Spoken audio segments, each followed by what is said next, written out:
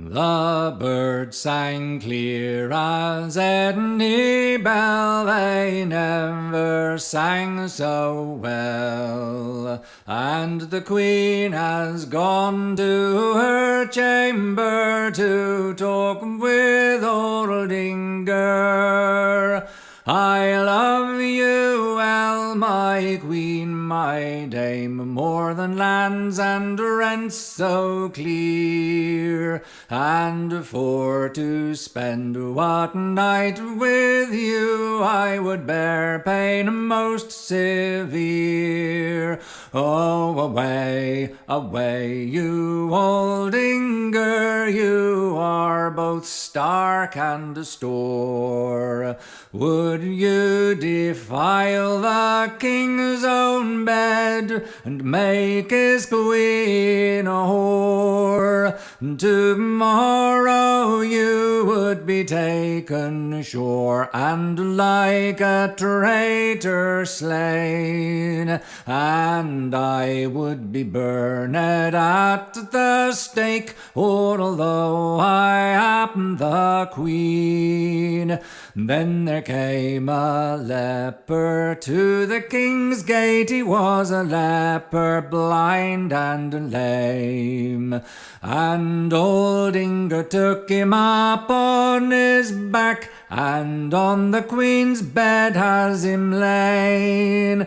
Then he told the leper to lie still and not to go away, and he would be a healthy man by the dawning of the day.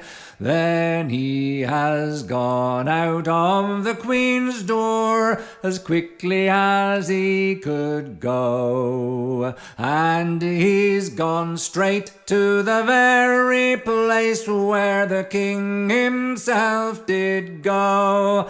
And the king said unto Aldingar, what news have you for me? He said, your queen is a false woman, as I did plainly see. Then the king has gone into the queen's door, so costly and so fine, and he's gone straight to the bedchamber where the leper man was lain.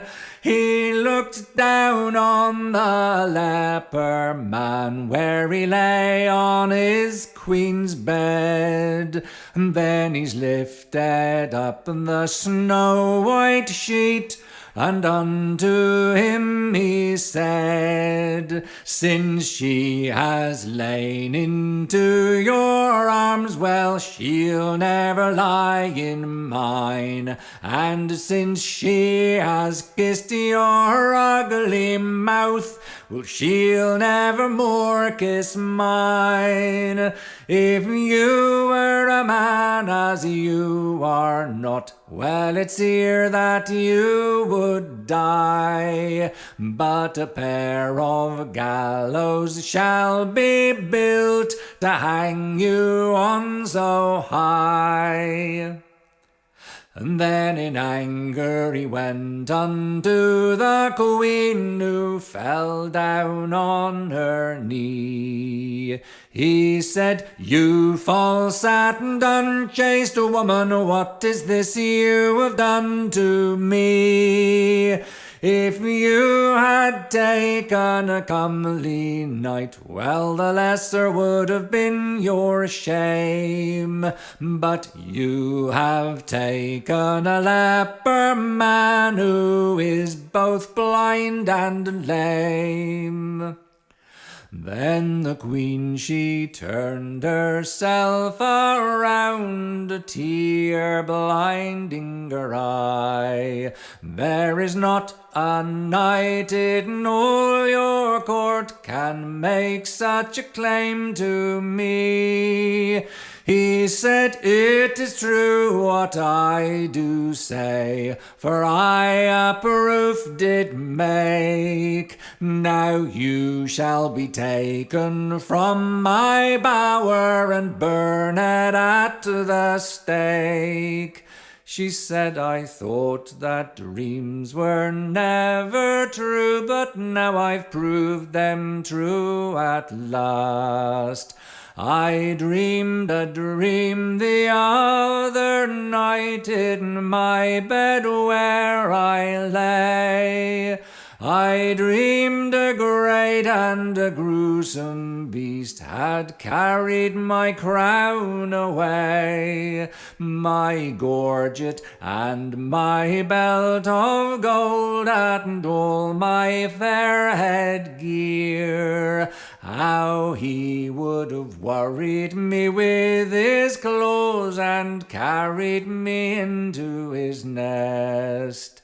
Saving there came a little hawk flying out of the west. Saving there came a little hawk which men call Merlion, and with his claws he struck him down, and dead he did fall down.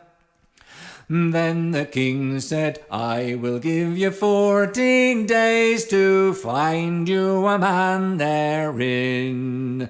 But if you find not a man in 40 days, in a hot fire you shall burn." So she called up all her messengers, and she sent them to the west. But they couldn't find none to fight for her, nor enter in the contest, and so a messenger the queen sent east, who rode for many a day. And as he rode along by a riverside, there he met with a little boy, who said, "Turn again, you messenger, greet well our queen from me, and bid her remember what she has dreamt in her bed where she lay." Then the day came on that was to do that dreadful tragedy. But the little boy was not come up to fight for Our Lady.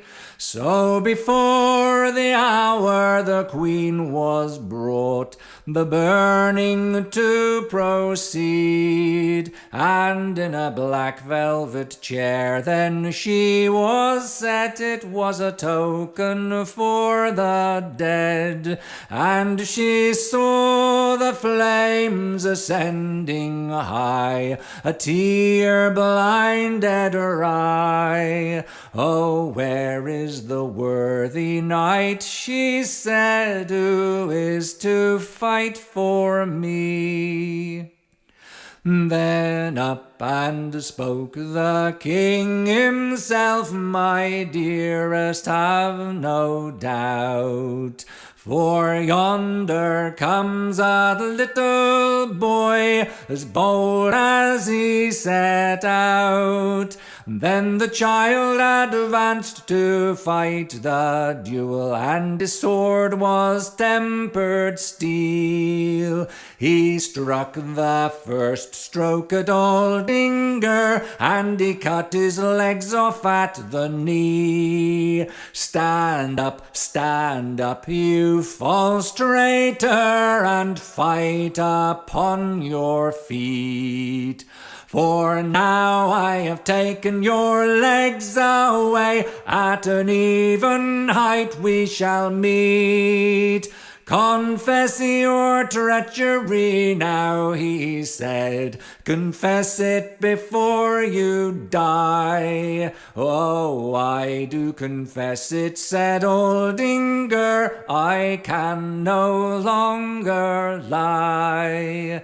Now take your wife, you King Henry, and love her with your all.